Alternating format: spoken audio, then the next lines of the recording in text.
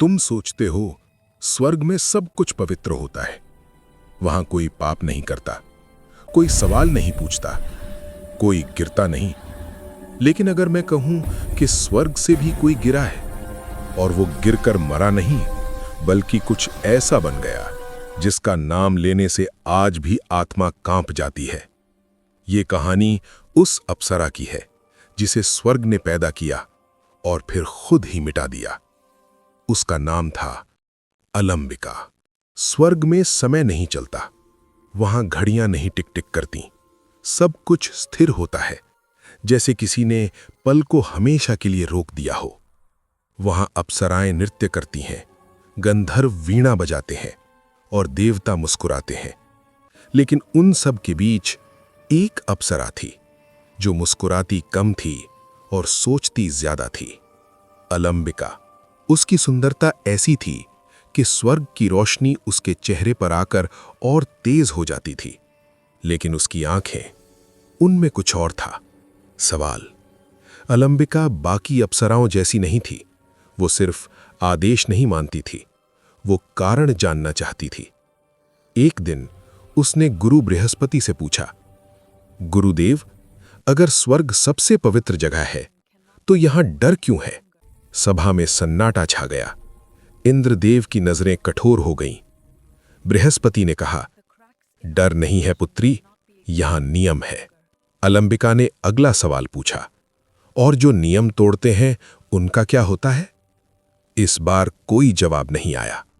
उसी रात जब स्वर्ग शांत था, जब वीणाओं की आवाज भी सो चुकी थी, अलंबिका ने एक आवाज सुनी, बहुत धीमी लेकिन साफ। स्वर्ग झूठ बोलता है। अलंबिका उठ बैठी, चारों ओर देखा, कोई नहीं था। आवाज फिर आई, तुम यहां की नहीं हो, तुम सवाल हो। उस रात अलंबिका पहली बार डरी। कुछ समय बाद उसकी मुलाकात हुई एक गंधर्व से। नाम था रुद्राक्ष। वो ज्यादा बोलता नहीं था, लेकिन उसकी आंखों में अजीब सी गहराई थी। दोनों मिलने लगे। पहले बातें, फिर खामोशी और फिर कुछ ऐसा जिसे स्वर्ग पाप कहता है, प्रेम। अलंबिका ने पहली बार महसूस किया कि दिल क्या होता है, धड़कन क्या होती है। लेकिन स्वर्ग में दिल नहीं होते, वहां सिर्फ कर्तव्य होते हैं। जब इंद्र को यह पता चला तो स्वर्ग की हवा बदल गई। न्याय सभा बुलाई गई। अलंबिका को बीच में खड़ा किया गया। इंद्रदेव बोले, तुमने प्रेम किया है, तुमने नियम तोड़े हैं। अलंबिका ने सिर उठाया। उसकी आवाज कांपी नहीं। अगर प्रेम पाप है तो स्वर्ग पवित्र कैसे है? आकाश में बिजली कड़की। देवताओं ने मुंह फेर लिया। बृहस्पति ने आंखें झुका लीं। फैसला सुना दिया गया कि अलंबिका को स्वर्ग से निष्कासित किया जाता है। लेकिन सच ये था, उसे निष्कासित नहीं किया गया, उसे गिराया गया। स्वर्ग की एक सीमा है, एक ऐसा द्वार जिसे कोई नहीं देखता। उसी द्वार पर अलंबिका को ले जाया गया। उसने पीछे मुड़कर देखा, कोई नहीं था, न रुद्राक्ष, न कोई देव, बस खामोशी। उसे धक्का दिया गया।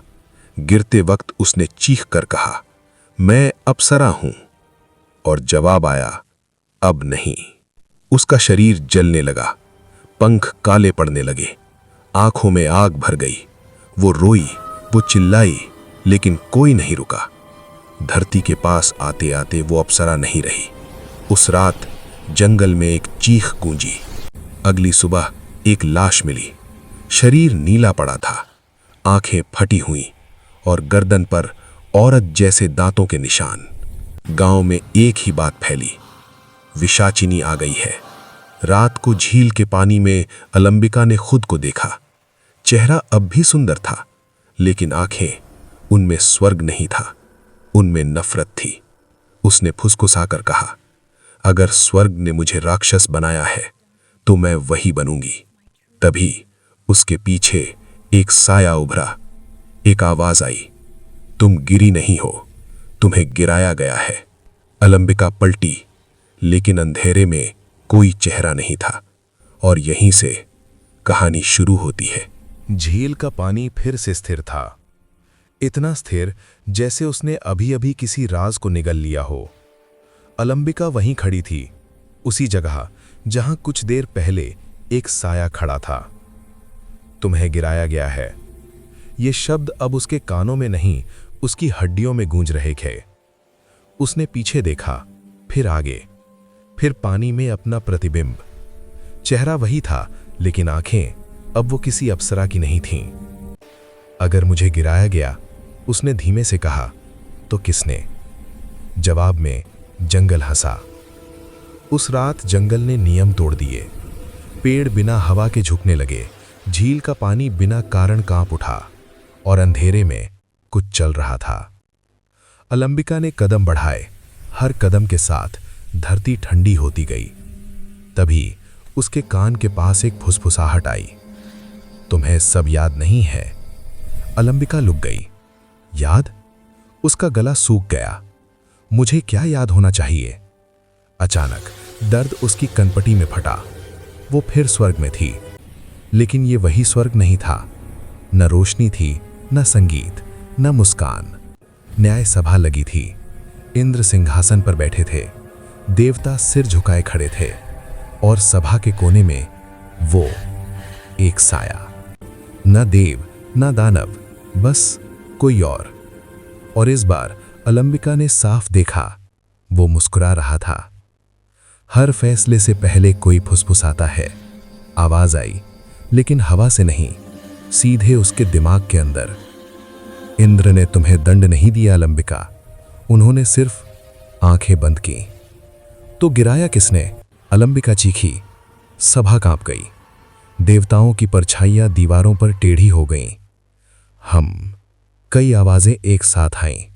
डर गए थे। अचानक सब कुछ गायब हो गया।